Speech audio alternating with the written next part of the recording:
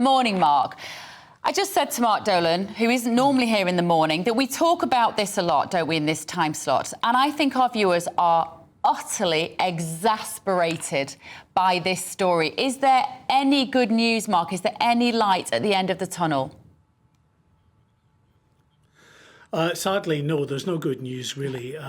Just a better understanding, I think, about what this policy is going to cost the UK taxpayer. Now, we'd already known that 290 million in upfront costs had already been paid by the British government for the Rwanda partnership. So it's not just about the accommodation of these asylum seekers in Rwanda. It's also about investing in Rwanda, in its economy, in its development. And that was going to cost 290 million initially. But the government acknowledged there would be many millions more that would be paid over the lifetime of this scheme. Now the National Audit Office have very kindly given us their estimate of a breakdown of what the figures are likely to be, and they put it at around about £500 million a year. So that clearly is very significant. People have extrapolated and said that, you know, if 300 migrants go, then that's going to be about 2 million or so per migrant. I'm not sure that's particularly helpful or accurate in terms of the scheme itself, because you've got to, if you look at the individual migrants, I think we're giving 170,000 per asylum seeker that goes to Rwanda. Now that's a lot, there's no doubt, but it's not much different to what we would be paying here in the UK to keep them in hotel accommodation for a year and all of the wraparound services that they would have. So the scheme itself, the overall scheme, is very expensive. Yes, I mean, per migrant going, it's roughly equivalent to what it is in the UK. Mark White, I'm going to go out there on this one. I'm going to say that actually, if it works, the Rwanda scheme can be as expensive as it wants. If it costs £1 billion to make it happen, then I say bring it on. But the question is the case, the argument that if Rwanda happens, it will be a strong disincentive, is that still convincing?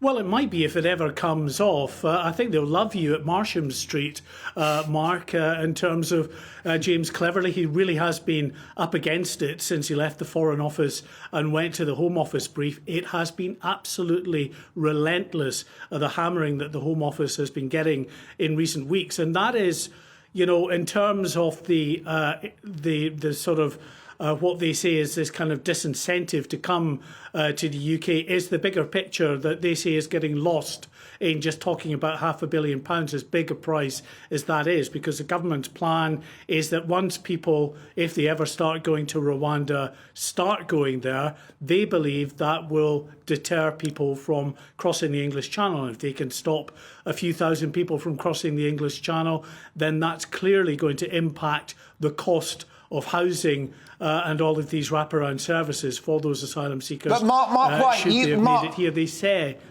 yes. You're one of the key experts on this subject. Are you convinced that if Rwanda happens, it will stop the boats? Do you think it will be a disincentive? I think if Rwanda had happened in April of 2022, when Boris Johnson first announced the policy, it would have been a deterrent. There's no doubt. I went across to France and there were lots of migrants across there who were very concerned about what that would mean for them. Because it's dragged on so long, now they just don't take it seriously. They think it's a bit of a laughing stock. And unless the government commits to actually putting very significant numbers of people that come across the channel to Rwanda, then I don't think the policy will act as a deterrent, because people will just take the risk. There's a calculation there. If they're only going to send 2,000 or 3,000 people, yet in a year 30, 40, 50,000 people might cross the channel, the chances of you actually being sent are relatively small, and perhaps for them worth the risk. Mark, can you just break down this £11,000 per flight? Is that involving, I guess, security, etc., for these passengers? Yes, I mean, it seems a lot, and it is a lot. But the truth of it is, they're not sending them on EasyJet or Ryanair at a nice discounted price. They've got to charter private aircraft and provide all the wraparound security that that aircraft will require to take, potentially dozens, maybe 100 or more asylum seekers at a time on these flights. So they're quite complex in nature to manage. They need the extra security there as well. So that's why you're talking about 11,000 per ticket. But that 11,000 per ticket is minuscule, really, in the overall cost of the Rwanda policy. Of course.